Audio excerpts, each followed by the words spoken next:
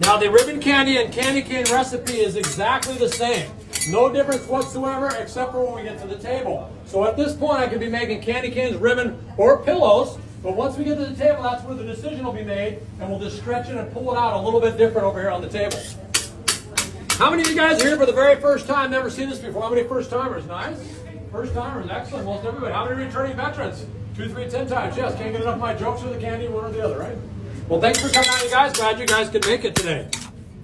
So I don't know if you heard me or not, but we are going to be making ribbon candy. We're going to make toasted marshmallow, which is an excellent flavor. Help out? I can help out here.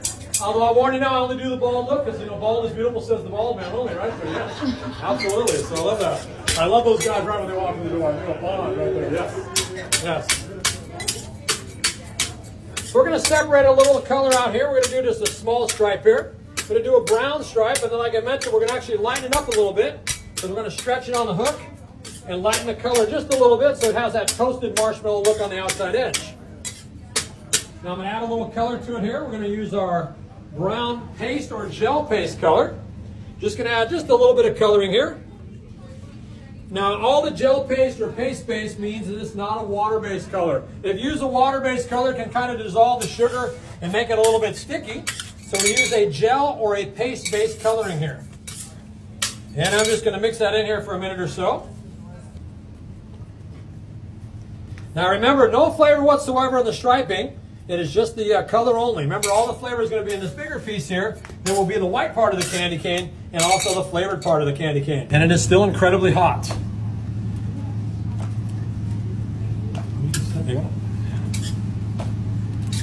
And you can see the color just kind of lightening up a little bit here. And just about the color we need it now.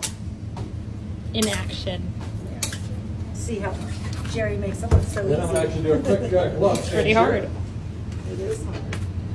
So I'm going to add a little flavor to it now. Remember, we're making toasted marshmallow. So we're going to add a little bit of marshmallow flavor here. I'm going to add about 1/3 of an ounce or so of the flavoring. A little more than 1/4, a little less than a ½ ounce. And we're going to add a little bit of toast on here also. Just like that. And we're going to mix that in just kind of like we did the color. Remember, no flavor in the color. All the flavors in this, what's going to be the white part of the candy cane here. Going to roll this out. Here we go. Rolling, rolling.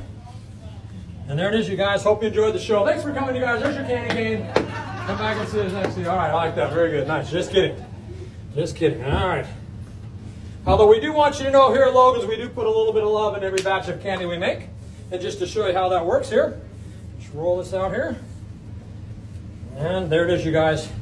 A little harder on the slab for you guys. Let's show a little love for the candy man. Come on, get it out there. All right, working hard here, working hard. Now our total batch weight here is 20 pounds total. I've got about 17 pounds or so here on the hook. A little bit more than we normally have because we only have one color.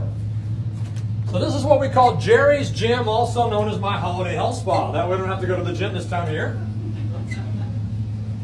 Okay, I confess I don't go to the gym any time of year. This is the only workout I get right here. This is it.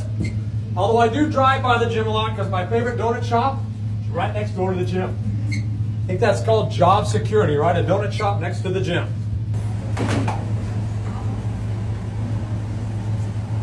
All right, so there's our big block there. So I'm going to take that brown that we pulled there. I've got it a little bit cut off. This is going to be our end stripe or the edge stripe. If you'll notice some of that ribbon up there, you'll see there's a separate stripe around the edge of the ribbon. That will be our edge stripe. And I have this other half of the brown or the beige color. This is going to be our center stripe right here. Now the ribbon, the toasted marshmallow and root beer are very similar in color. So we do a little bit different stripe pattern so we can tell the two apart. So we're going to have only one single stripe down the middle of the batch. I think, right? There's only one on it? Yeah, it's just one. And then we'll have that outside edge stripe. Can't see as well as I used to, so. And we're just going to keep it in front of the heater, and you can see she's making kind of a teardrop or an almond shape there. So I'm just going to stretch out my stripe here. This will be our center stripe. And when you get it just the right length, we're then going to add the big white block to it here. And I'm going to set that right on top of the stripe right there. And then wrap that around the top just like you see there. So that is our center stripe on the ribbon candy. Remember, I have this other piece here that is going to be the outside edge stripe. We're going to stretch that piece out a little bit here. Stretching, stretching. And we're going to actually wrap that all around the outside edge. And that will be our edge stripe on the ribbon candy. So I'm just going to take that and place that right around the outside there, just like so. Just like that.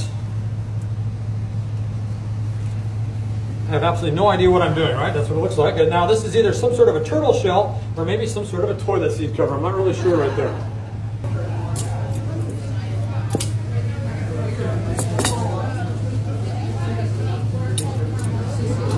Sometimes when it gets a little cold on the backside, I gotta put a little heat to it. So we just torch away. Just warms it up. That way it makes it a little bit softer at the end of the batch. You know, my old age, I have to soften up a little bit. I don't have the strength like I used to.